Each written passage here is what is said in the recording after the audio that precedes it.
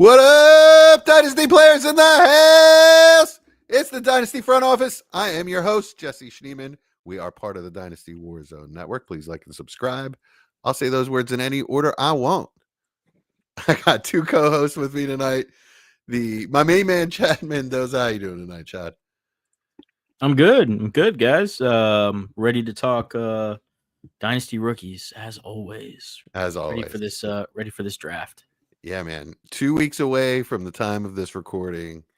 So tonight we're going to do some rookie wide receivers. Austin has made us wait so long to do our rankings. The auspicious Austin Bell. You ready to do wide receiver rankings tonight, Austin? Yes, sir. It was difficult, to be honest with you. It was very really difficult. Really difficult. Because all these guys should be like way down on the list in a normal draft. Yeah. We'll get into it, but this is a very interesting rankings for me. So, but yeah, man, I'm doing good. Ready to go. 2 weeks can't come quick enough. Yeah. How are you? Oh, I'm wonderful. I had a really, really big scare at work. As you guys know, I'm a chef. So we live and die by our support people. And my main prep lady was going to leave me, but I did everything I needed to do to keep her. So I'm feeling really good right now. Relieved. Yeah, I mean, just, you got to work with schedules and did you clean family up issues after you finished what you did to her? Oh, nice. Wow. Anyway, moving on. We're going to do wide receivers tonight. Our rankings revealed, rookie rankings revealed. And then, yeah, it's kind of a gross list. I couldn't find tier 1. So I'm going to start with tier 2 when we do ours. But before we do that, we had a contest we were running this year, right? You guys remember that? Yeah. Okay, so our good buddy Nick Guzzi got relegated out of the Listener League. He finished in last place in the losing division. So he's relegated out. But we did get him in our league, in Mike's league, Fantasy Einsteins. So all of us are in, and a bunch of our friends are in. So, you leave one league, but, you stay in the family, not a big deal. But that left us a spot to fill. So we had a contest. It was for the most engaged listener. And I think by far we knew who that was, right, Austin? That's right. All right. So who we got? We got our man Jamie. That's right. Jamie Puig. Well, do you think you guys probably aren't old enough or watch baseball. Do you think he's related to Yasiel Puig? Old enough? That wasn't even that long ago. Okay. Wasn't that like this last decade? Yeah. Like we're not 7. Didn't he play in like the 2010s? Like, okay, I get made fun of for all of my references being old. So I mean, if you would have said like Roberto Clemente Sr., I'd have been like, okay, like yeah. I remember Junior. Like, remember that Mickey Mantle guy? Like, come on, yeah. Man. Yes. So Jamie Puig, Big James 777 on Sleeper. He is our new member of our Fantasy Listener League. So Jamie, we've already talked offline, but I will send you an invite pronto, and we'll get you into the league. So congratulations, Jamie. Congrats, Jamie. Congrats. Ready to take this L. Yeah. So one thing you don't know, Jamie, is if you finish in last place with this team like Nick did last year, you're out, man, and we replace you. So, yeah, you got to do a little bit more better. You got to do a little better than Nick, but even if you do get relegated out, like I said, we'll keep you in the family. We'll find you a spot somewhere else. The good thing for you, Jamie, is you're in the same division as Jesse and Mike. So, like, you got a good chance to see improvement. You're not with me and Chad, where, our division dominated. So, yeah, at least you got a good chance. My team is firmly. Chad, you're muted. Firmly in the middle. Yeah. I was just saying, yeah, we absolutely destroyed their division. It was pretty. Yeah. It's pretty awesome. Embarrassing. Yeah. A lot of secondhand embarrassment for our other co-host here, but I think it was like our fourth place person in our division would have finished like second or something in there. Yeah, that's exactly what it was. You guys have a biggest regret in your first year in that league? Yeah, not winning. I mean, anything that led to that? Not really. I have multiple first in that league, so like I came out. I did pretty good. I ended up. I thought I could make a push. I couldn't. So I ended up being able to move a couple pieces to some contenders, and it worked out. I was scared for you in the beginning, Austin, to be honest Yeah, I with started you. 0-6 and ended up winning 11 straight though. So I came back and was actually second in the division, and then the last couple weeks couldn't pull it together.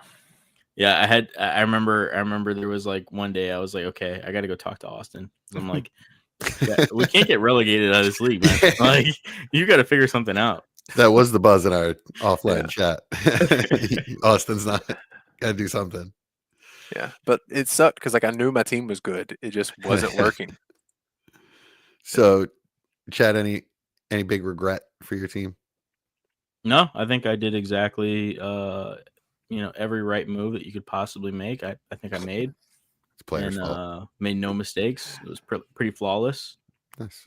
Took a really bad hand. Everybody thought I would finish last, and finish in the playoffs, and I'll win this thing next year. So it's gonna be great. All right. Well, I'll be honest about it. I regret taking Brock Purdy in the second round. As it turned out, I could have gotten to a round or two later, or another guy equal to. Did Purdy you say Tua? Tua. God, No, I took, that's your regret. That's that your regret. You didn't take the guy that was hurt all year. I didn't take a equal value quarterback 2 rounds later. Is my regret. So I look at my team and I'm like, where is my second round pick? And I'm like, oh, it's my second quarterback. Blech. That's how I feel. Yeah. Fair enough. All right, guys. We ready to do some wide receivers? Yeah. Let's do it. Gross.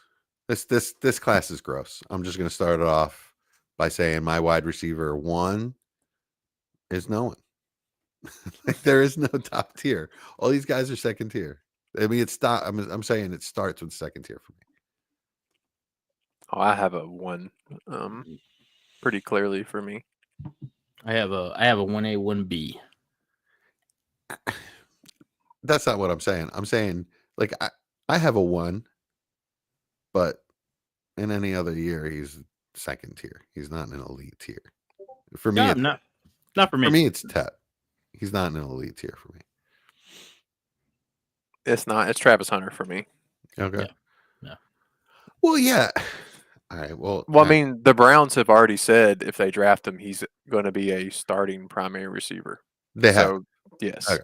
Yeah. Oh, so okay. I think gave me huge. We're answering that right here on this podcast. Okay. It's been reported by some really good sources that multiple teams, they haven't named the teams, but they said multiple teams have come out and said that they prefer him at wide receiver. Mm-hmm. I mean, if that's true, all right, let's move forward in that world.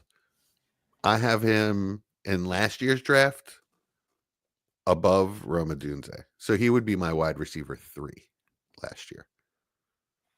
I think I agree with that. I think probably right around there. I mean, the thing with Travis is he's considerably raw for what we're speaking to that level of prospect. So like that's kind of why I think I'd rather have Rome if I'm doing a drafting the player. But the ball his ceiling is Justin Jefferson level success. He's more Odell Beckham-esque to me.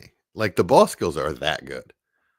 Like, he's Nuke Hopkins in the air. He would have been number 2 for me, to be honest. I mean, if I'm like, cutting out the how it all actually ended up and how Malik Neighbors looked this year, or 2024 rather, he would have been number 2 for me. I think Travis Hunter is. I mean, I think he's phenomenal, and I think he's raw, but I mean everything that you could ask for in a wide receiver is there, and just scratching the surface. I mean, that's scary to me. Like it's pretty insane. It really is. I mean, it's you can't question the work ethic. So if he concentrates just on wide receiver, the man is just an animal. The one thing is he doesn't want to do just wide receiver. That's the one negative. Now, if a team's paying him, what they're paying him, they may make him. But I mean, he's stated multiple times. I heard him at the combine saying, like, say the Browns draft him as a wide receiver, he's going to be asking the coaches every day to be able to sit into the defensive back room as well. So, that does worry me a little bit on I'm not going to refine as quickly because it's going to be a lot different. The corners aren't as bad as they are the people he played in Colorado. So he's not going to be able to use his just sheer talent to start off because it's there. I mean, there's no doubt about it. The hip fluidity is ridiculous. The hands are insane. Ball tracking's insane. But he's got to refine his routes. Sure. They're lazy. They're not. There's no technician to him, but he Well, has the ability. Yeah, he wasn't coached anything. He At didn't get all. reps. Yeah, for sure. So Jamie brings up a good point. He's going to the Browns. Their lack of quarterback, does that scare you? No, not for Dynasty. No. So you're willing to take the hit on him in year one? Yeah, I've been a proponent big time. Just draft the talent.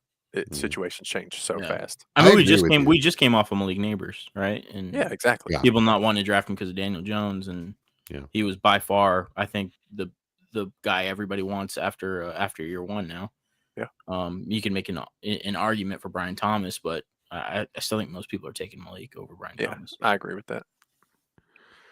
Yeah, I agree. I'm just playing devil's advocate. So I mean, we've seen it. For me, the biggest eye opener when I started doing this kind of stuff was AJ Brown. Yeah, that was a huge one. Yeah, I was way down on AJ Brown, and he ended up being a league winner in his rookie season. So that was with Ryan Tannehill. Yeah. I mean, I'm not a DK Metcalf fan, but when he drafted to Seattle, everybody hated it. It worked out just fine for them. So I mean, people like to use Kenny Pickett as like a punchline. He's the butt of a lot of jokes.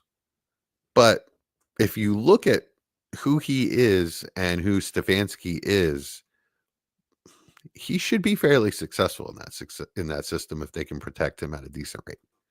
He's got some good weapons, and Stefanski has had success with pocket type quarterbacks like Pickett. Yeah, I think there's a good chance they draft a guy day 2 as well. I don't even think it's going to be day 2. To be honest with you, I think it's going to be day 1.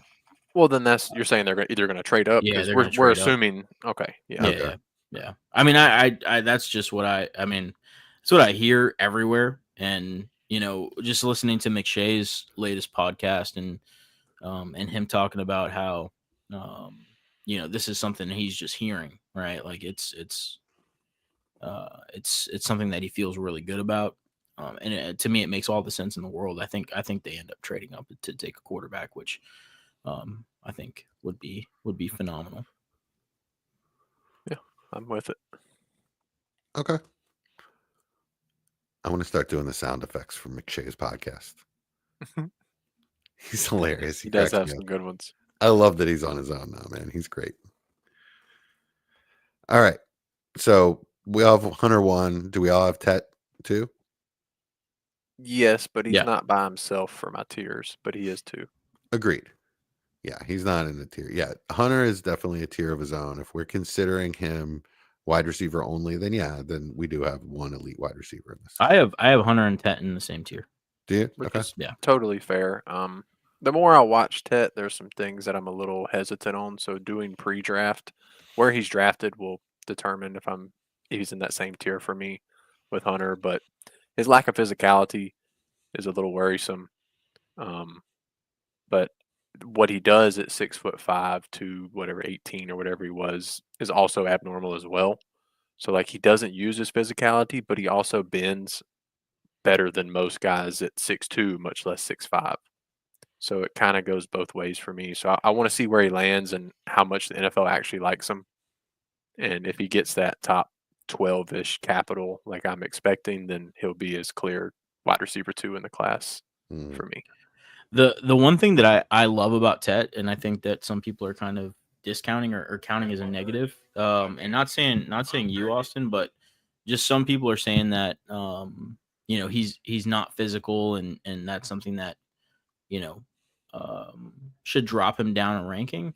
But for me, exactly what you said, right? The fluidity that's there, the athleticism that's there, that's the part you can't coach, right? Like Correct. He does the thing you can't just teach somebody. He has that. The physicality, you see that in flashes. You see like the ability to manhandle defensive backs when the ball's in the air. You see that kind of stuff. I think that can be refined. That can be, pushed to a guy during off season where you can get him going and get this in his mindset where, hey, you have to use your body, right? Play in your body. And I think he's gonna grow into that. But the part that I think you can't teach somebody, the part that N'Keal Harry doesn't have, the part that some of these guys that just didn't make it, they don't have, he has that at his size. So I'm really impressed by him.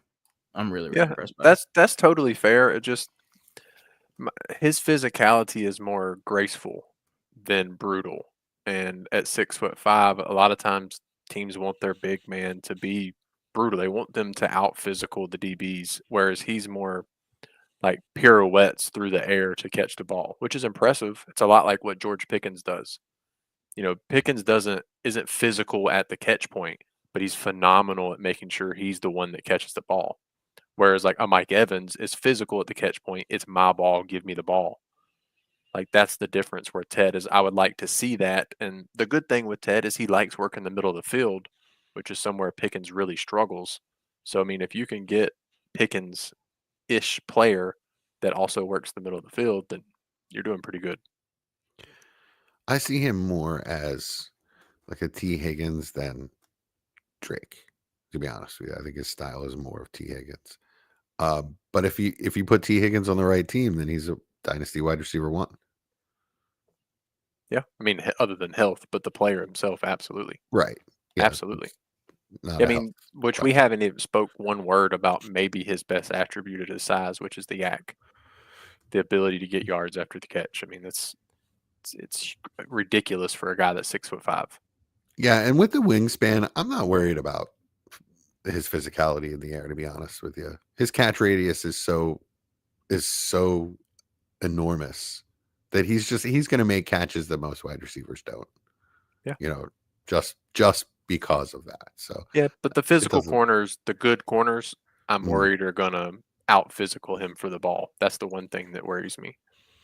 I think there's a little bit of revisionism on Drake London. Like there was a lot of doubts on Drake London coming out, especially as far as like him lining up on the outside. He just didn't do it, right? Like he was almost entirely in the slot, and so some people thought that was a physicality issue, especially at his size. Like they didn't trust him to be physical enough to be on the outside and dominate the cornerback one-on-one. That was one of the bigger knocks on him. Yeah, and so I mean, I just think, and we don't see that in the NFL with no, he's London. he's been great. He's been very physical at the catch point, if you want to use that terminology. Drake is one of the best receivers in the league at that, I would say, by the eye test. I don't know what the numbers say. Yeah. I mean, I just I think I just remember the London because I was in love with London as a prospect, and I just get a lot of the same feelings with him and Tet as far as, there's a little bit of the same concerns as far as, quickness out of routes and stuff like that sometimes, which can be a little worrying. Maybe some, he's just a product of his size, right? But I think at the end of the day, you're gonna find a wide receiver that's gonna have the ability to become a little bit more refined. I don't buy into the whole not watching film. Yeah, I mean that was his freshman year. That was exactly. He was a 19-year-old kid. Yeah, I mean, not to mention he stayed at Arizona with his high school quarterback his whole college career. I mean, there's only so much you can do there to progress your game to that next level. I wish we would have seen him transfer to like Ohio State, obviously if they didn't have Jeremiah Smith, but somewhere where they focus out and tunnel wide receivers, because I think we would have seen a completely different player. Then we saw a lot of the same sophomore and junior year, which was a great player. But imagine if he'd had the coaching that he should have had those last 2 years with the quarterback play he should have had those last 2 years. We're likely talking about him being a top 5 pick in this draft and easily the wide receiver 1. Yeah. I agree. And I think a lot of people are like, when you say like Drake London as a comp, I think we're talking about like prospects, right? Or at least that's what I'm talking about. I think they're similar as prospects. I don't know if you remember, but Drake London coming out, there was a lot of talk of big Keenan Allen. Was a because of the power slot style. Yeah. And oh, sorry. no, go ahead, Jesse. AJ Green was a wide receiver for the Bengals years ago. Yeah. I mean, I'm just joking around. I'm playing off of our wig joke. I was like, okay, yeah. Compared- we were alive. Compared that to AJ Green, I think AJ Green got open deep a lot more. I Yeah, wasn't into testing then, but from my memory, AJ Green was. I mean, Yeah, AJ Green was one of the best wide receivers in the NFL he was just for a short faster and period able of to time. get I open don't think deep. he has. Tet doesn't have the separation currently that AJ No. Green created. He's not going to be able to like eat up a cushion and step on toes and then stack a guy and then get Yeah. open on a. I mean, AJ he's Green not was that like kind of guy. Justin Jefferson, Jamar Chase for a short period of time before injuries and stuff. He was, Yeah. I mean, He was. He was very he was good. incredible for a while. Just couldn't it's stay just healthy. injuries. Yeah. All right, so we've talked about Tech quite a bit. Let's cross over to running back in like a rookie draft real quick. Where I'll just say it this way: I would take Tet over Amarian Hampton or either of the Ohio State running backs at this point. Not seeing landing spots. Do you guys agree with that? It's going to depend on what kind of draft picks I have, and teams. But yeah, I mean, they're all in the exact same tier for me. I don't know how I view them at this moment. I mean, prospect wise, they're about the same. So, this class is so deep at running back that I may take my Tet where I have opportunity and go get Devin Neal in the second and not feel bad about it. Whereas in the second, I may be looking at, Alec A. Manor, and I don't like that nearly as much as I like getting Devin Neal. So, it's going to be really league dependent, team dependent. But currently, they're in the exact same spot for me. How about you, Yeah. Jeff? For me, I'd rather have. I think you can't really have the conversation without throwing Warren in there. I think it's Warren. Okay. After of course, like after Genty, not counting Cam Ward, right? We're talking about these skill guys. I think it's Warren, then Tet, then the second running back for me. Wow. So you have Warren at like 102 or 103. Yeah. 103. Wow. Okay. Cool. And the awesome part is you're not going to have to take them there one time. Yeah, but if that's the only pick you have, if nobody's willing to trade up, you might have to. You taking Warren or Hunter if he's pronounced full receiver? Oh, if he's full receiver, then I mean it's going to be hard not to take Hunter 101 for me. So yeah, but I think there's almost a zero chance of that happening and being announced as just a wide receiver. But if that does happen, if they say he is a wide receiver, that is what he is. Then yeah, for me, it's going to be tough for me not to take him 101 personally. Where are you going to take him?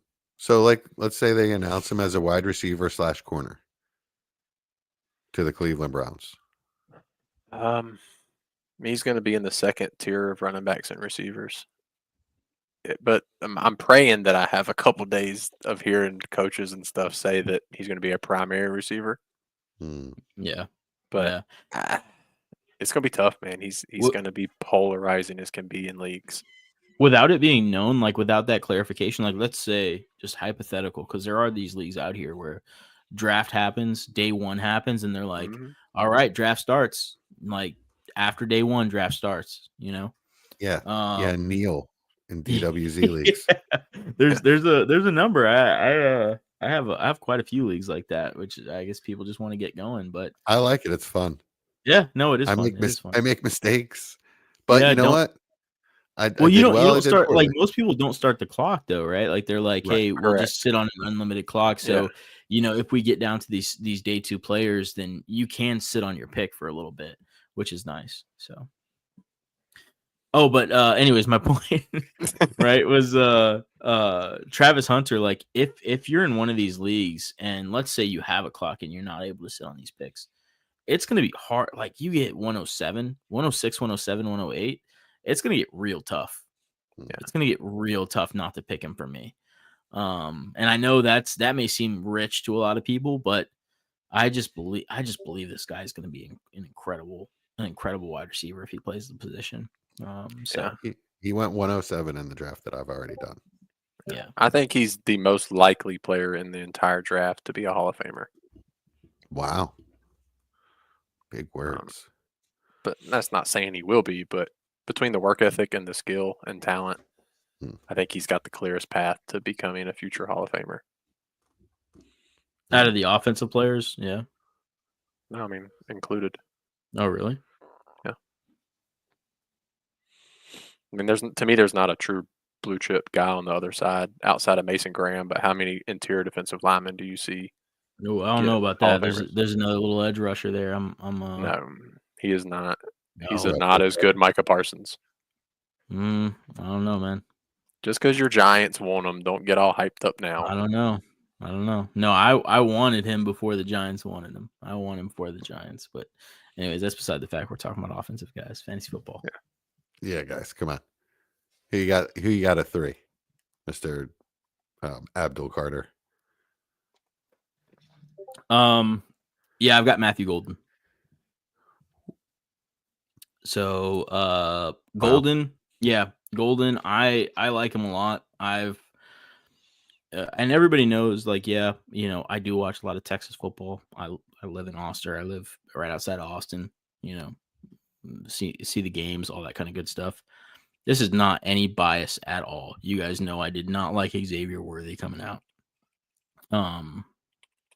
I think Golden's a really good player, and I think he's going to be a better NFL player than he is a college player, or than he was a college player. So, I'm excited about him. I was a little bit concerned that the NFL wasn't going to see him as a top tier prospect.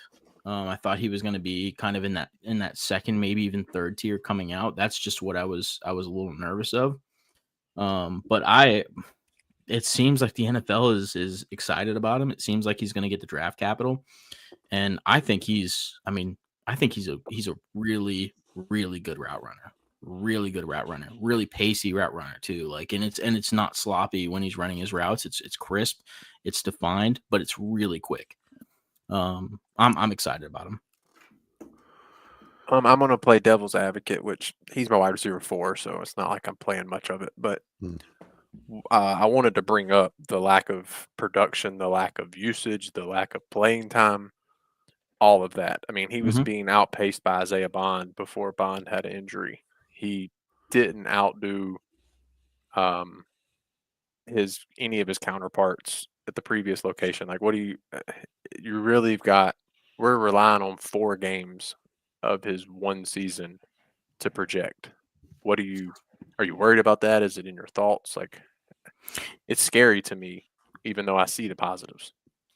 Yeah, no, I mean, it's definitely concern, but I think that is the concern with him, right? That is a concern, and it is a major one.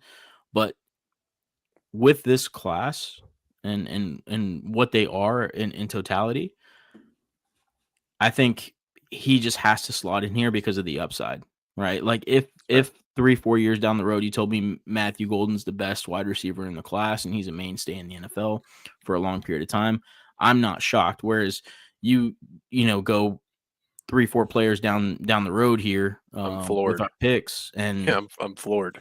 Yeah, and I'm like, what? Like, yeah, absolutely. What happened for us to get here? So yeah, I that's just where I'm at with him. And there's another guy that I think a lot of people are really excited about, but I just don't see it with him as much, or I don't see a clear a path with him as much. And so that's where I just have Matthew Golden at number 3. Not saying that he's a lock, but I'm just saying the upside for me is there. Yeah, that's fair. I see a lot of Brandon Cooks in Golden. I mean, the dude put up 5,000 yard seasons in a row on 3 teams, so that's not a bad thing to see. I mean, Brandon Cooks without the injuries is probably an all-pro player. Yeah, I would not be surprised if you got that type of player out of Matthew Golden. Yeah, that I had the same concerns. You know, I saw him. I keep telling myself to trust what you see. You know, I understand that there isn't a ton of production, but there's reasons for that. Texas's offense, the quarterback play, the fact that there's other weapons and other priorities, and you know, he was a transfer 1-year guy. He had to earn those targets, and by the end of the season, he did, and earned his way into the top spot. So I mean, Well, that actually speaks a lot to his character and his play. he earned it through injury, if we're going to be honest. Bond had his role before the hamstring. Mm. So I mean, it, if I'm it's trusting tough what for I me. see on film, like like I said when we did his profile, he can beat press outside. He's lightning fast. He's lightning quick. He runs really sharp routes. He gets open on all three levels. I really like him, and yeah, there are some concentration drops. Like I said before, when the ball's not coming to him, he just kind of stands there. He doesn't do much. There are some weird things on tape with him, but I really like him. And if the NFL is willing to take him in the first round, I think he's going to be an excellent player. Yeah, I want to see top 15 ideally, but First round's it good just enough for me. I mean, I'm uh, still the, not taking him to. I mean, he's not my wide receiver 3 anyway, but I'm still not I taking think him. he's safe top 20. I think it's pretty safe Yeah, as far as I'm concerned.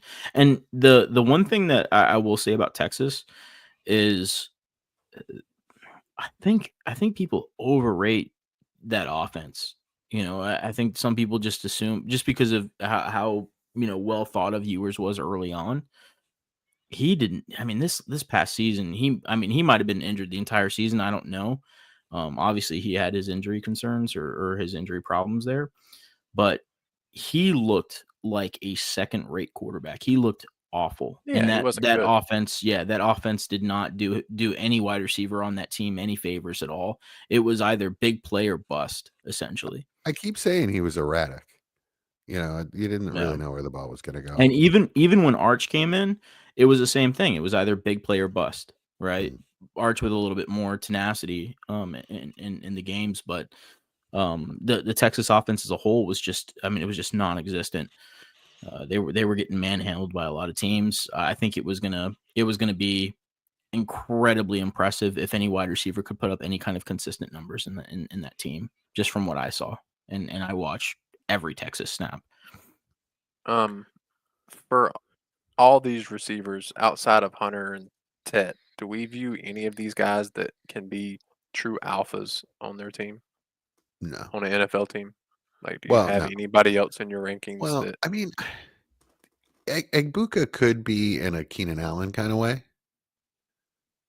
Just an absolute target hog, but not in like an NFL way, but more of like a sort of just a PPR way. Okay. You know what I mean?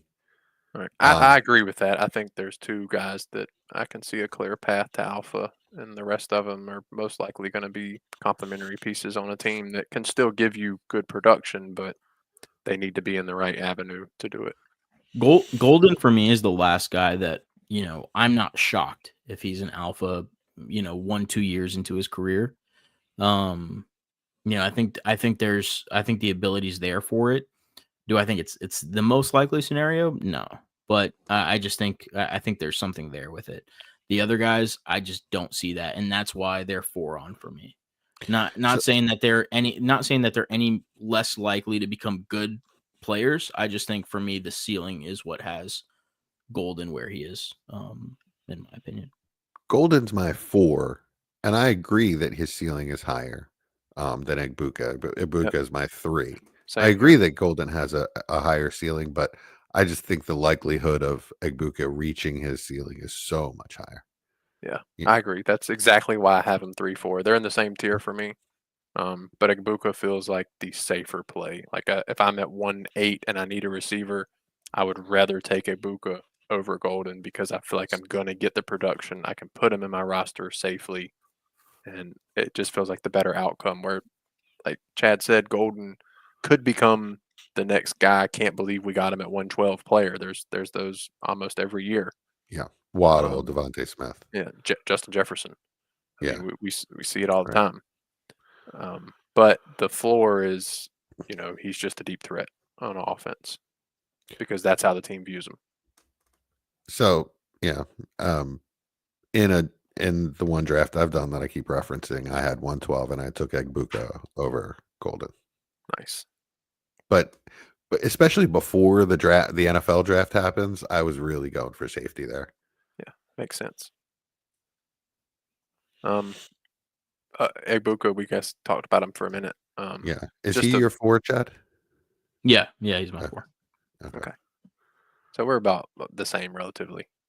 Pretty close, yeah. So I imagine 5 is going to be way different for all of us. Who wants to go? I'll go. He's kind of in his own tier. He could be realistic. He could be number 1. But he could also be number 10. And so I just kind of put him in the middle, and that's Luther Burden. Mm-hmm. I was too cowardly to put him below the name I wanted to. I just couldn't do it. Maybe after the draft, but there's just so many red flags with him. But there's also so many bright green flags with him.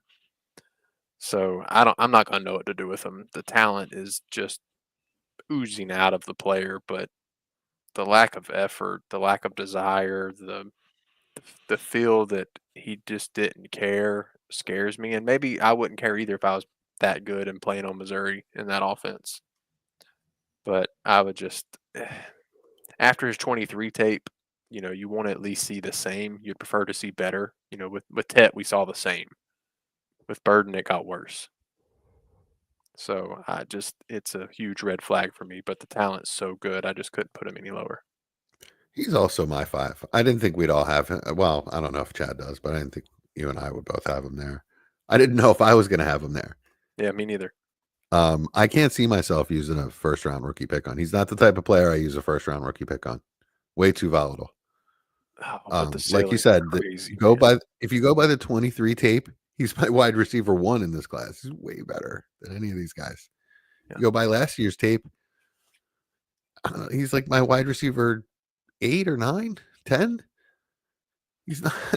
It's not good. I mean, it was like 35% of his productions were on screens this year. Yeah, it's ugly. It's like I got grossed out watching it and stopped. To be honest with you, I got very disheartened. Yeah, I've been following him since coming out of high school from C2C leagues. So like I'd been watching him and just watching the flashes as a freshman, watching the crazy sophomore year. Like I know the talent's there. So if he goes to a good coaching system, a good staff, I'm gonna believe in him. And if he doesn't, I'm gonna be absolutely terrified of him. Yeah, I mean, if he goes to the Niners, I mean, sure, of course, that's a huge one. But Chad, what do you think about? I'm sorry, Chad. Who's your wide receiver 5? My wide receiver 5 is Jaden Higgins. Okay, nice. Do you want to talk about Higgins or No, we can talk about Burden. Okay, talk about Burden. Yeah, just ditto everything Austin said. I mean, I don't think I'm as strong as far as his level of talent. I think he's an incredibly talented player. I think he's a first round talent. I just don't know. I don't know how it translates. I don't know if it's the lack of production with the reports of the lack of maturity. It's just really hard to overlook it. And for me, you look at guys that incredibly talented coming out. I mean, incredibly talented, like guys like Jerry Jeudy, right? No reason why Jerry Jeudy shouldn't be a top 7, 8 wide receiver in the NFL. Yeah. No reason why. Yet it just doesn't happen, right? And just disappears from all relevance as far as fantasy is concerned. I mean, I'm just Jalen Reagor. No, totally. No, different not players. the same No, thing. no. Not the even same thing. close. I actually like But- the Judy situational comp. Yeah, it That's makes actually sense. It makes sense. Yeah. pretty solid. Like I was because- really high on Jerry Jeudy because I was like, I mean, I just watched this guy play and I'm like, there's no Same. way. Like it's there, right? Like for me, it was like He's the AB with him and CD prototypical- Lamb, right? Yeah. And he gets into the NFL and it's just, I mean, it doesn't look like there's any effort there. The attitude is crap. And these are all the things coming out for Luther Burden, but you also have the lack of, real meaningful production as far as his last year is concerned. Well, it's really also lack of routes. Yeah, well, I mean, that's kinda what I my mean. biggest That's what I mean. concern is Meaningful production, right? But we know yeah. he can run those Yeah. routes. Well, I mean, the Missouri did everything they possibly could to get him the ball. I mean, like actual meaningful production that's going to translate, right? Like we can talk about guys from Tennessee all day and what their production is, but it's not meaningful. It doesn't mean anything. And that's just how I feel about what Luther Burden did at Missouri this year. And so it's going to be interesting to see if like that carries through to the NFL. If they're just like, hey, we're going to Rondale Moore this guy, and we're just going to find ways to get him the ball, but it's all going to be behind the line of scrimmage. We're going to, design some plays for him. He's going to have his package, and that's going to be great, and that's it. But is he going to be a real legit NFL wide receiver that is going to rival the Jamar Chases, the CeeDee Lambs, the Justin Jeffersons? Is he going to be a guy they line up everywhere? Because if I'm not mistaken, like he was almost entirely in the slot too, or wasn't he? He was everywhere because he was their offense, but a lot of his production came out of the slot. But it's because of the screen style. The offense was just atrocious last year. It was bad. It was bad. I mean, it made no sense whatsoever. But I mean, he still had almost 200 yards rushing and I think 2 TDs on the ground too. So he was just literally their offense. It's gonna be probably the most landing spot dependent player for me in the entire draft. Yeah, I think I agree with that. For skill position players, I think I completely agree with that. Because I mean, I could truthfully see him being my one in the class. I mean, the ceiling to me is the alpha receiver, but the floor is he's not in the league in 3 years because he doesn't care and he doesn't put the effort in, and they don't care about using him. So he's just 5th on the depth chart, and that talent goes to waste, like we see all the time. There was another comp, and maybe people are gonna laugh at me for this one, but Kadarius Toney, like you see in flashes the talent where you're like, okay, this guy can do special things.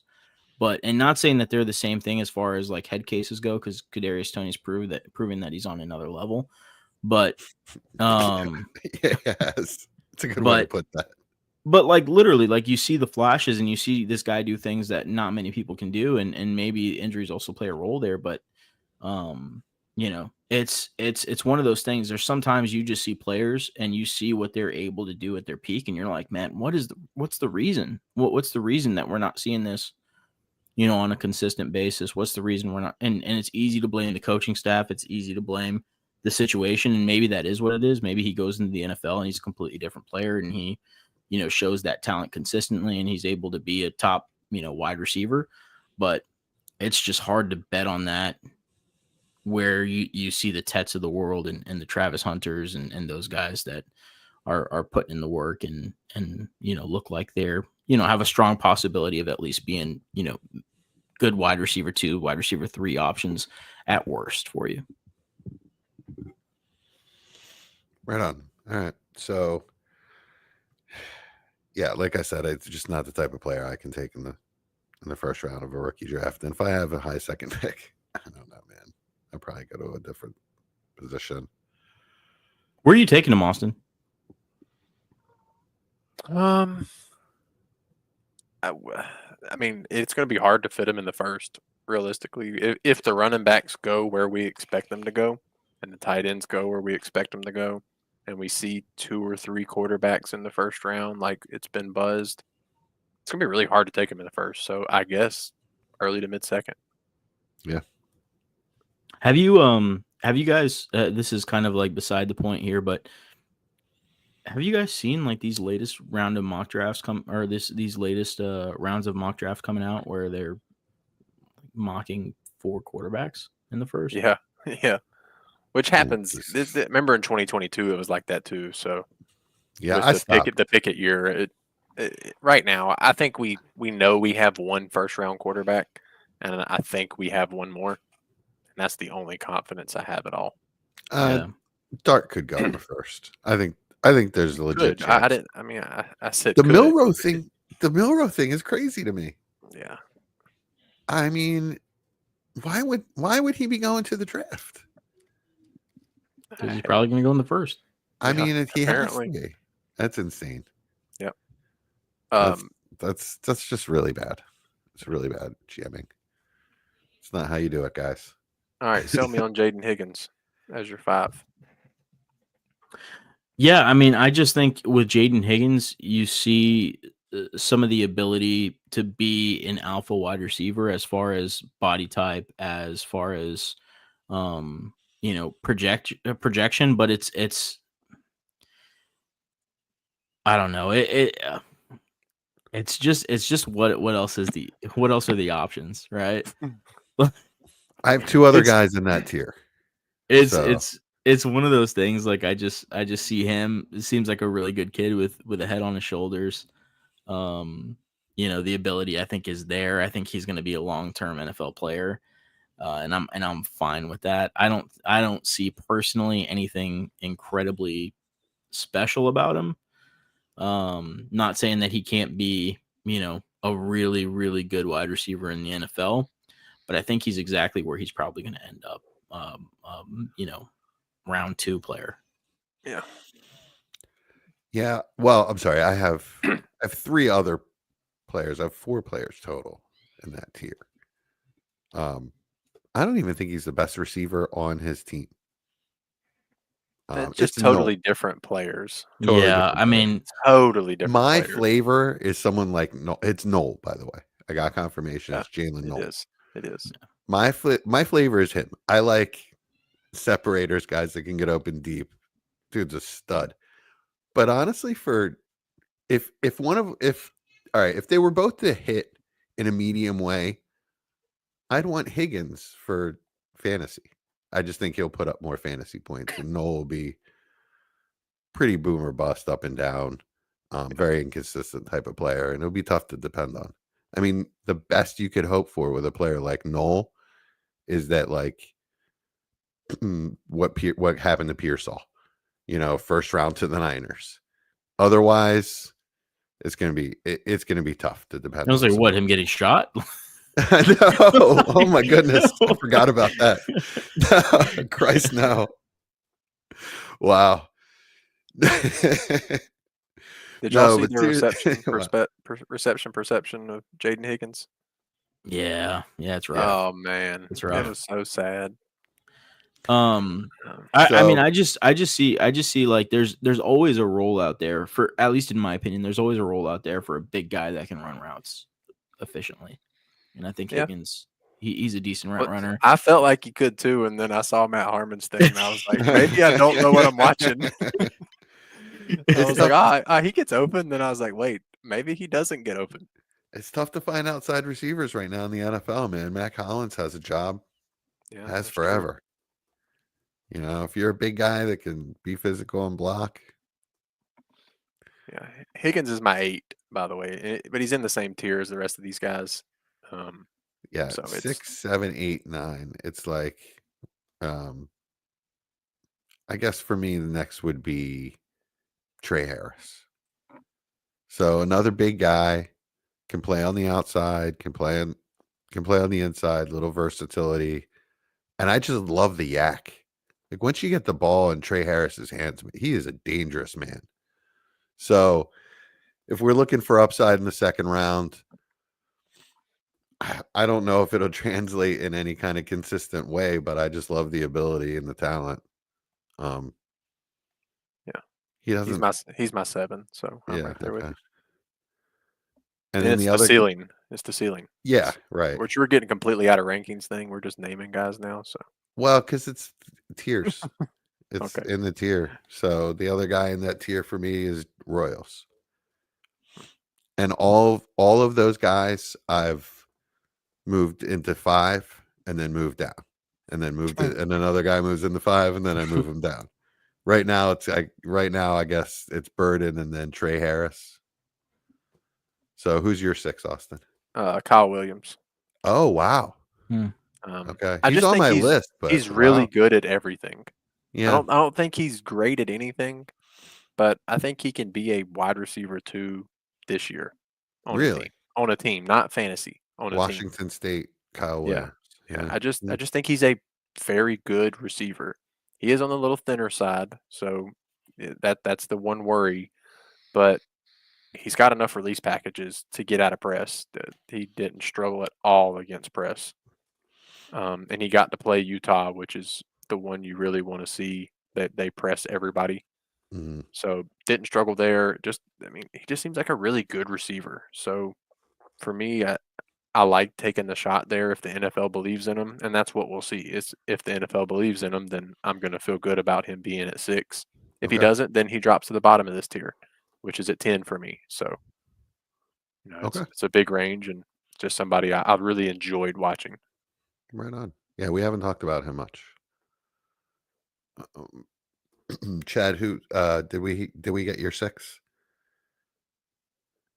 No, my 6 is Luther Burden. Burton. Okay. Okay.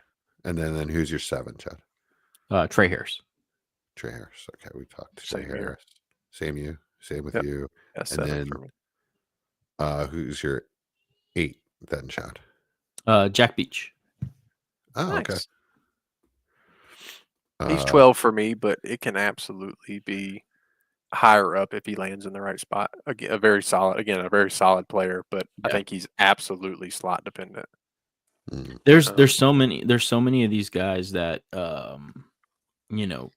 it's just you don't know where they're gonna end up as far as like what they're gonna be in the NFL. Yeah. They could be out of the league in 3 years. They could also Yeah. be legitimate starters for 6-7 years as far as what they are in the NFL. Not talking about fantasy. So Yeah, he does feel like a player that could be an NFL producer, like just going to be on a roster for 5 to 7 years, getting you those random flex play weeks. Like he does feel like that kind of player. I don't think I ever see him as a top 24 dynasty receiver, but it could absolutely be one of those guys you take in the 3rd round of this rookie draft and you love it. Like, you can play him in the flex multiple times over the next half decade. yeah. Just the athleticism really isn't there, but I think everything else is pretty consistent. I think I'm right there with you, Austin. I think he's He gonna be he more reminded me dependable of than- Adam Thielen when Adam Thielen was at like 28 to 30 years old. Yeah. So like not prime Adam Thielen, but like when he started to lose that first step, but still had the skill and ability to create separation. And it wasn't for long. It's kind of like a tight end. You don't get a lot of separation for long, but if the quarterback's in rhythm, he's going to be open and he will catch it. Master zone beater. Yeah. All right. 8 for me is Royals. This is the guy that I just love in this draft. He's just kind of my guy. I love the way he plays. He's electric. He's so much fun to watch with the ball in his hands. Again, if he's my favorite guy, that if he goes to the right place, he'll shoot up this list for me. That's fair. He's the guy that so much go right though. That's the problem, man. Yeah, He's right. God, he's so dependent on everything around him. He's pretty limited. I understand that, but once I love him. I mean, I've been a huge fan. Like, I was scouting for the Panthers before I even did any of this, and he was one of the guys that I was like, oh man, he's so much fun. Yeah. But like, you've got to have the perfect role for him to become fantasy relevant. I mean, yeah, he would fit well, obviously, with any of the Shanahan type offenses. Houston would be nice. Really good. Yeah, I'd love to see him in Miami. It'd be really fun. Yeah. Especially Tyreek just seems like a ticking time bomb to me, by the way. If you have Tyreek and you can get anything for him, I would. Yeah, I'm not sure you can. No, I'm not sure you can either, but just something tells me he's not really going to have a good year. If he makes it to the season as an unincarcerated person, or just not suspended or whatever, or holding out, or just something is going to happen with him. Yeah. I'd like to have the other pieces on Miami's offense. When we started the offseason, I said Waddle was the buy for me, and I still believe it. Right on. Yeah, I have to believe that they'll use him in a different way that they did last year. It just didn't seem right. 8, I have Jaden Higgins, which we've already spoken about, and 9, I have Jalen Noel. All right. Yeah, I have all those same guys. Yeah, and 10's Jalen Royals. So we've literally hit my top 10 now. That's my top 10. Shake them up. Yeah, which roll them. Like I've said, 6 to 12 for me is so draft dependent. I don't believe in any of the guys, as in just the player. Like Kyle Williams to me is the one I believe in more than any, that will be more landing proof. But at still the same time, if the NFL doesn't believe in him, then obviously I can't. I liked last year's batch of these guys better. Oh, they were way better. The 80 last year's class Mitchell, was way better than this. 80 Mitchell, Leggett. Even though I wasn't big fans of those guys, they're better than these guys. Pearsall I loved and way better than these guys. I was about to ask you, would you rather have Pearsall or any of these guys as a prospect? Pearsall. I was higher than the rest of you guys. I think I would too. And I had him at I have my rankings from last year right beside here, and I had him at 12. So that's saying that our my 6 through 12 this year would be 13 on last year. I mean, as it turns out, Pearsall with the draft capital and landing spot that he got, I would probably take over Burden in this class. Well, we don't know their draft capital yet, so that's not really fair to do. We're I talking don't about care. prospects. Burden, I don't care where Burden goes, basically. Well, then you don't need him at 5, is what you're saying. Right. That's really you're telling yourself you need to have him way lower than if that's what you're saying. No, but what I'm saying is Pearsall with that draft capital, there's nowhere that Burden could go that would be better than that. Oh, Burden to Dallas, and I'm gonna be freaking the hell out. I think that's a weird fit with Lamb. Oh, I love it. Oh, I love it. You're going to force Lamb to play outside. That's not optimal. No, you let them work together. I'd rather they took Golden or Tet. I'm fine with that too, but there are definitely places that I'm gonna be extremely intrigued with Burden. But I mean, there's a lot of players they could take to misuse and not sign after their rookie deal's over. But gotcha. Yeah. My next guy is Alec Ayomanor. You have him at 9. Is that where you're at now? Mm-hmm. Okay. What do you like about him? Just a big, dependable guy. I think he's going to be in the league for a long time. Is essentially where I'm at right now. So nothing special, but I didn't like him. The hands are crap. That's the big red flag for me, are the hands. Yeah. He's big and fast. So I guess you got that going for you. Big and fast and decently technical. So yeah, he runs good routes. Yeah. All right. Yeah. It's just the hands. That's really, to me, that's the one red flag. Without hands, he'd probably be at the top of this tier for me. I also don't think he can play X in the NFL, so he has to be a big slot. He's not going to get open. X? Well, he's not going to get open versus press. He's not going to be able to run like X routes and get open. I think that's not what he did. He's a developmental guy. But I mean I mean you can't really say that though. Just because somebody's not really asked to do it doesn't mean they can't do it.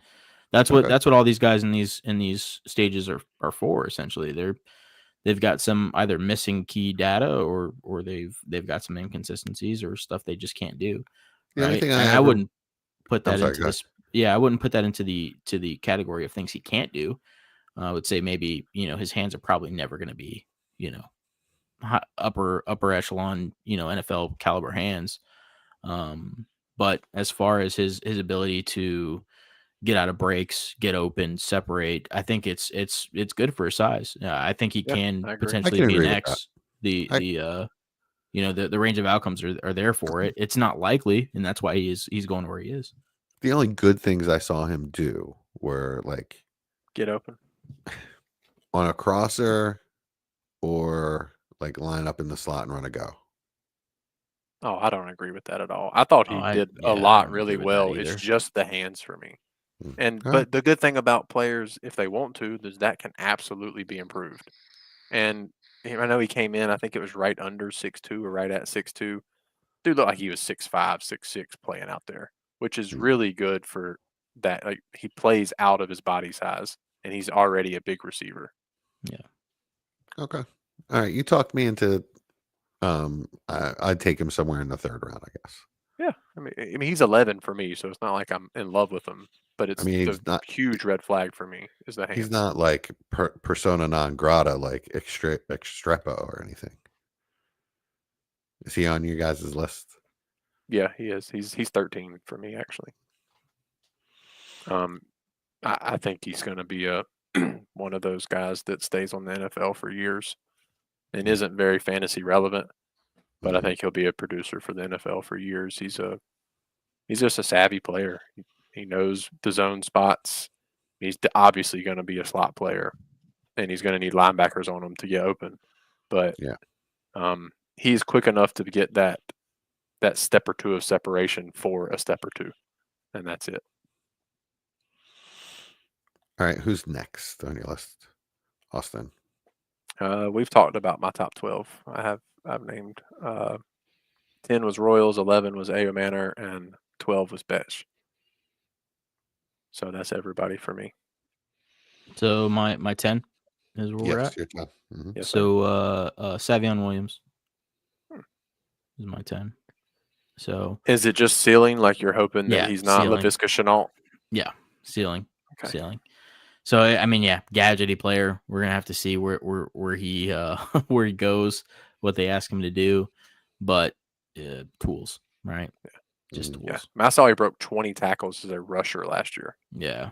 Yep. which is pretty crazy. Like there's running backs in this class that are good that didn't do that. Yeah, I mean his run after catch is pretty. I mean, pretty dang good, especially for where you're probably going to be able to get him. Pretty dang good. So Yeah, I'm hoping to see day 2 capital for him and just let him go to a place that's creative. Like if somebody could use him in that Tyreek, whatever they call that motion, where you get him going quick. I mean, he's going to be fun because he's got decent hands, and he is a better route runner than Chenault was coming out. But the comp is too eerie similar for me. yeah, I mean, anytime you have a 4-star recruit where they just maybe didn't live up to kind of the expectation as a college player, but they show flashes of the athleticism, they show why they were a 4-star recruit. I'll entertain it because I think it's there. We'll just have to see if it gets developed, if he's able to really flesh himself out as a wide receiver, because I think that's kind of the missing part is he's not really playing the position at this point fully. But I mean, if you told me, hey, he's Cordell Patterson, I'm like, okay, like, Well, cool. it sucks because TCU never used him as a returner, so we don't even know that. He Yeah, has 9 returns in his whole career. I don't yeah. know how you see that player in practice and say, let's not put him and get him as many touches with the ball in his hands as possible. I don't Yep. get it. All right, so I've got. I guess next for me would be Besh, who we talked about, and then Torrey Horton. I guess that would be like. Sell me on Horton, please. I have him at 19. Really? Yeah. You I know, can't see the NFL player. it's the size, I guess. Really, it's like the size and the tools is really all it's about. Chad, do you like him at all? No. I mean, he's just kind of at this point. I was just listing players. So I you have didn't him. even like 12 at all? Like there's I have not 12 guys you like at all? him, and then Savion, and then the only other player I would even mention. Well, I guess you guys sold me on Ella Manor or Imanor. LMNOP? Imanor is how I've been told it's pronounced.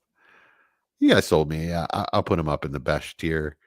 But then after that, it's like it's Savion, Horton, and then the Juice Wells, I guess, is the Oh only other God. name I would That was bring the up. worst tape I watched. The whole honestly every position.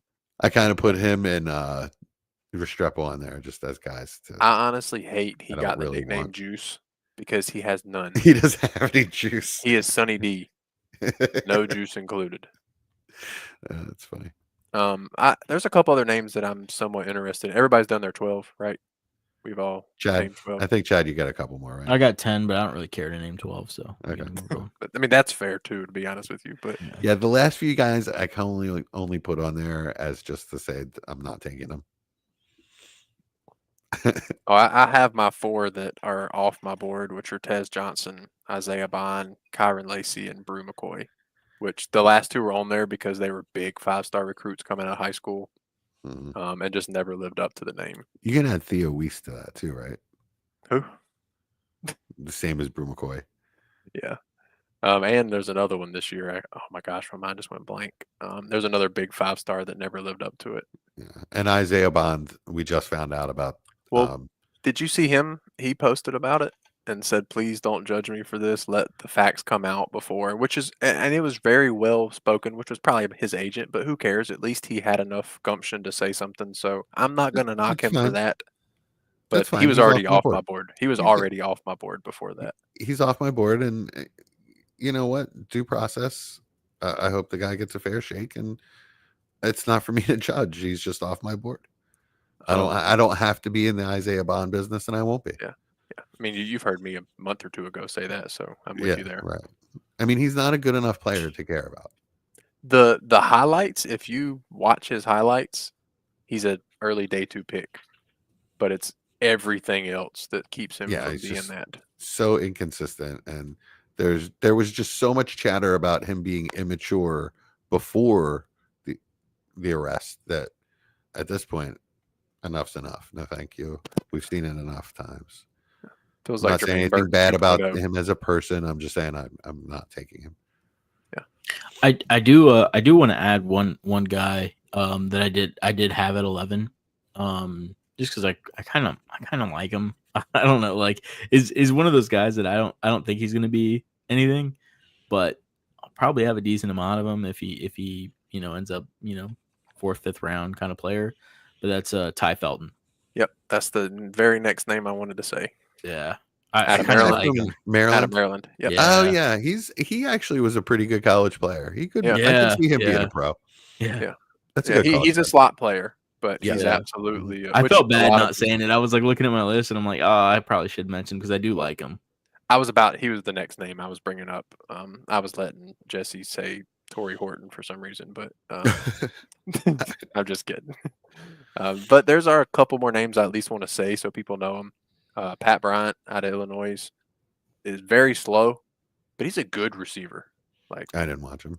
he does everything else, but he's just slow. Like I think he ran a 4.66 or something like that.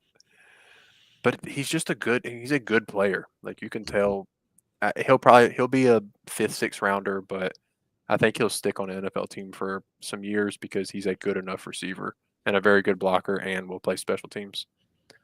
Nick Nash out of San Jose State. Another just solid player, fast, good hands. And the last one I'll name is Jalen Lane out of Virginia Tech.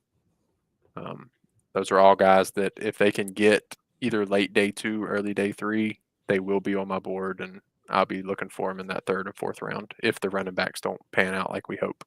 What I mean, of course I'm forgetting his name. He's not on my list, but I do like want to mention him because I think there's a chance he has some relevancy.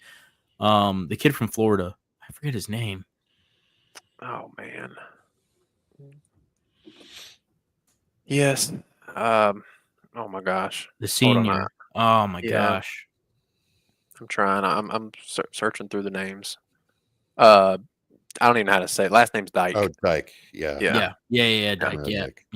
Yep. Yeah. I think he's an interesting player. I didn't think watching him. I didn't watch tape, but watching him move at the combine, he didn't look real. Well, there's no Fluid. athleticism. That's his problem. he Yeah, just he's just not was very boxy. athletic. But as far as like what he's able to do on the field, he's fast and Yeah. he can get open in zone coverage, which has its place. So Yeah, that's a fair. Watching a few Florida games, I was he does stick out a little bit. Right on. And I wish Tez Johnson was 4 inches taller and 50 pounds more. I wish And I had was the a little exact bit- same everything else because I would be obsessed with him if he was an NFL size player. Austin, you know what? I wish I was a little bit taller, and I wish I was a baller. Yeah. I wish I had a girl I would call her. Yeah, you do. At least one of those is true. Gosh, actually, I just pulled up Dyke's measurables as far as like the combine goes. He's actually pretty athletic. He just doesn't look very fluid, like Jesse was saying. No, but his hips are so stiff. yeah. He looked really boxy. Anything else? In this gross class? Draft the top 4 and let everybody else have the rest. Realistically, Exactly. Yeah, the rest of these guys are and mid burden to if he goes late to the right spot. second, thirds. But otherwise, yeah, just ignore this class or trade your seconds for receivers if you need. Like, go get 80 Mitchell. That's my Yeah. call right now. Go get 80 Or just Mitchell go get for the your running late backs. second. Well, right? yeah, if you Go need get- a receiver though, I'm saying like, yeah. go get 80 for your late second, and Plenty- thank me this time next year. Plenty of good tight ends in this class too. Absolutely. Yeah. You know, I'm all about Eddie Mitchell. I like that plan. What have you guys been watching? Not too. Honestly, nothing that I can think of that's worth bringing up. As sad as that is. All right. I Well, watched Duke lose, so I didn't even want to Yeah. bring that up. But I'll No, go I ahead. wasn't. I watched Duke lose. I've been watching Beast Games. Hmm. Have you seen this, Chad? I haven't. I've heard of it, but I haven't seen it. I heard Oh, it's man. kind of brutal. I'm hooked. You're funny. You haven't seen it, and you use that word. I heard people are like, you know, kind of, you know, doing some shit they wouldn't normally do in their normal life. Like, Yeah, I saw a clip where you know, you have like the people had to take a certain amount of money, and then whatever they left is available for the next person in line. And so it's kind of like, you know, No, I haven't one gotten dude to just that episode. took a no. This is I think from a previous season or something. I don't know. Anyways, It's later in the season. It's pretty. Oh, It's my some bad. crazy stuff, dude. It's Like, okay. That's all right. I saw the clip a while ago, so I thought that was over. I brought it up, so if you spoil something, it's my fault. yeah, it's some crazy stuff. Like, people Yeah. turn down $1 million+ plus. Like, I'm sorry, I don't. There It were could be four somebody peop- I know there with me, and I'm gonna go home with $1 million. I just throw you 10,000 when we get home or something. Like Yeah. There much were less people I don't know. four people that turned down $1 million, and they get to stay in the game. They didn't even have to leave. And they still get to stay in the game and compete for $5 million. And then 4 people turned that down. Yeah, I would have took the $1 million and been like, well, I quit. Well, that was the start. The first things were $2 million, but you got to go home, so you didn't have a chance to win the rest. Right. And then he tried to entice them more by saying, "Okay, you can have $1 million, but you got to stay in the game." Dang. And, Yeah. But you're sending other people home, and Yeah. yeah. I mean, it's Goodbye. getting brutal now. They're straight up making decisions like these 3 people or one of my boys, and I don't know. It gets a little too emotional to me, to people that you've known, for people like you've known for 2 weeks. Yeah. I'm sorry. But I guess you are living with them, so it's not like you just, you don't see them when it's airs. You're staying in the compound with them, so. Sure. I don't you care. get Have y'all that. ever seen like the early episodes of Survivor when they're Oh, just yeah. like That's Yeah. awesome. Cutthroat as hell. I would be Yeah. cutthroat as hell on this show. I mean, I seriously would lie to people's faces. I'd cut you in a heartbeat. I wouldn't care. I Like- absolutely wouldn't care. Because I'm somebody never going turns to down $1 million. I'm like, well, can I have it? Like, Yeah. I'll do Yeah, it. pick me. Guy blew up a Tesla with $100,000 in the tank in the trunk to save one dude. No, I'm not doing that. Yeah. Anyway, it's a great show. My wife is hooked. When I know my wife is hooked and she wants to watch it at 5:00 right when we get home from work, then you know it's a great show. That is a good sign. Yeah, That's the awesome. part with the Navy SEALs hunting the people down in the island was definitely fun. Oh, I have been playing The Last of Us 2. Oh yeah, For the new that's season to come That's out. basically a movie. Oh, it's so Yeah, good. it is. But the new season comes out Sunday. yeah, Sunday or Monday. Does it really? Yeah. Mhm. I'm scared. I'm already scared, guys. I have so much anxiety. Have you played 2 or seen 2 at all? Oh my Yeah. god. I don't know the my story. Don't say anything, Chad. Oh, It's pretty brutal. it's crazy. Yeah, it's brutal. crazy. No, That's I actually brutal. Like It that's really is. played the first one. Yeah, but brutal. He says brutal on the show probably Nah, bro. Like this every is, other word. this They make is- fun of him for it on the show. The contestants do. Oh, really? Oh, Mr. Yeah. Beast? Yeah. Really? Oh no, Yeah, he I says- haven't even seen it. That was just kind of. He says brutal constantly. It's hilarious that you said that. I'll have to watch it. All right. Next week we got running backs. Oh, Fun times. that Nice. one's fun. That's gonna be a crazy Yeah, list. Yeah, it's probably gonna be a long episode. Yeah, there weren't too many arguments here. There's gonna be arguments next week. Yeah, be fun. Yeah. All right, y'all. It's been Front Office. Peace.